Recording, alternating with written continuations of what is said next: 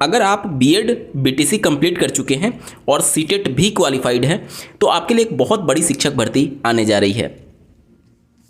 जैसा कि आपको ज्ञात होगा, बीपीएससी के माध्यम से बिहार में टीआरई 3 के प्रक्रिया काउंसलिंग वगैरह अभी चल रही है और इसके समाप्त होने के बाद टीआरई 4 का विज्ञापन जारी किया जा सकता है। बिहार राज्य सरकार के द्वारा पहले ही प्रतिबद्धता इसके संबंध में जारी की जा चुकी है और सरकार बहुत ज़्यादा प्रतिबद्ध दिख रही है और उम्मीदें बढ़ इसलिए भी रही हैं क्योंकि विधानसभा चुनाव होने वाले हैं, जिसको लेकर के जो वादे उन्होंने किए हैं शिक्षक भर्ती या फिर अन्य विभागों में भर्ती को लेकर के, लगातार पहला ऐसा राज्य है जहां पर 3 बड़ी शिक्षक भर्ती टीआरई 1, 2 और 3 लगातार देखने को मिली है और टीआरई 4 के लिए ऑलरेडी वो डिक्लेयर कर चुके हैं। तो उम्मीदें जताई जा रही हैं कि अपने पुराने वादों को जिस तरीके से उन्होंने पूरा किया है ये भी लाइन में है और जल्द ही इसका विज्ञापन जारी किया जा सकता है। हालांकि उम्मीद जताई जा रही है कि अप्रैल से मई के बीच में ये विज्ञापन आ सकता है, ठीक है।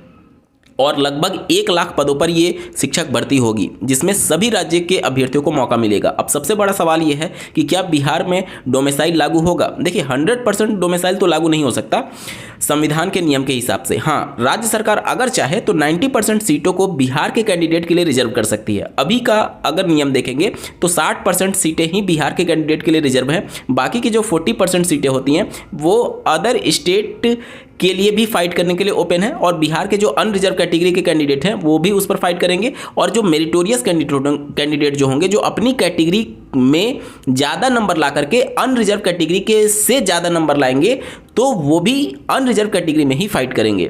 तो ये जो 40% का ब्रैकेट है वो अभी ओपन है सभी राज्यों के लिए, जिससे राज्य सरकार अगर चाहे तो उनके अधिकार क्षेत्र में इसको कम करके और 10% तक इस ब्रैकेट को श्रिंक कर सकती है अदर स्टेट के कैंडिडेट को। और इसी के संदर्भ में इस आर्टिकल में बातें लिखी गई है। एक बार जल्दी से पूरे आर्टिकल को पढ़ लेते हैं। देखिए, पटना से खबर प्रकाशित हुआ है, बिहार सरकार एक बार फिर चुनावी वर्ष में युवाओं के लिए नौकरियों का पिटारा खोलने जा रही है।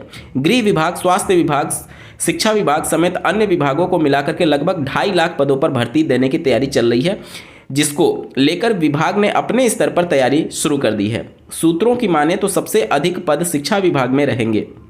टीआरई 4 के तहत लगभग 1 लाख से अधिक पदों पर भर्ती निकलेगी, जिसकी अधिसूचना होली तक आने की संभावना है। बता दें, बीपीएससी के माध्यम से टीआरई 1, टीआरई 2 और 3 की परीक्षा हुई है, जिसमें वर्तमान में टीआरई 3 की काउंसलिंग प्रक्रिया चल रही है। इसका पद स्थापन होने के बाद बचे हुए सीटों का रोस्टर क्लियर करके मानक के अनुसार नए पदों को सृजित करके रिक्तियां निकाली जाएंगी, जिसमें जो शिक्षक, प्रधान शिक्षक और प्रधानाध्यापक के पद पर चयनित हुए हैं उन सीटों को टीआरई 4 में जोड़ा जाएगा।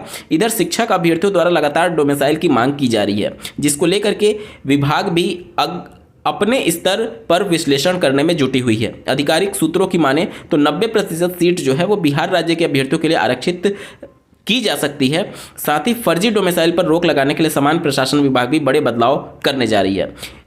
मामला कई ऐसे पकड़े गए हैं जो कि उत्तर प्रदेश और अन्य राज्य से बिलोंग करते हैं, लेकिन उन्होंने फर्जी डोमिसाइल बिहार का बनवा करके और वहां का आरक्षण का लाभ लेने की कोशिश की है, जो कि डॉक्यूमेंट वेरिफिकेशन में कुछ एक कैंडिडेट पकड़े गए हैं, जिसके बाद से वहां की जो राज्य सरकार है, जो शिक्षा विभाग है, वो भी सख्त है कि जब 40% का ब्रैकेट आपके लिए ओपन है तो फिर आप गलत डॉक्यूमेंट क्यों प्रोड्यूस कर रहे हैं। और जो कि बिल्कुल सही एक्शन भी लिया जा रहा है बिहार राज्य सरकार के द्वारा। एक तो राज्य सरकार लगातार सभी राज्यों को मौका दे रही है और उसमें भी आप गलत डॉक्यूमेंट प्रोड्यूस करेंगे तो इन पर केवल कार्रवाई नहीं, इन पर कड़ी कार्रवाई करनी चाहिए इस प्रकार के कैंडिडेट को लेकर के, क्योंकि डॉक्यूमेंट फर्जी अगर आप लगा रहे हैं तो नो डाउट आपके ऊपर कार्रवाई होनी ही चाहिए।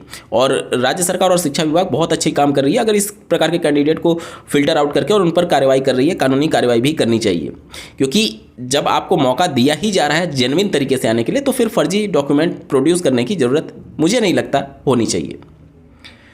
इस पूरे मामले को लेकर के आपका क्या कुछ कहना है कमेंट के माध्यम से जरूर बताइएगा और ऐसे ही महत्वपूर्ण अपडेट के लिए इस चैनल को सब्सक्राइब करना ना भूलें। इस वीडियो को देखने के लिए आपका बहुत बहुत धन्यवाद। भगवान करे आपका दिन शुभ हो।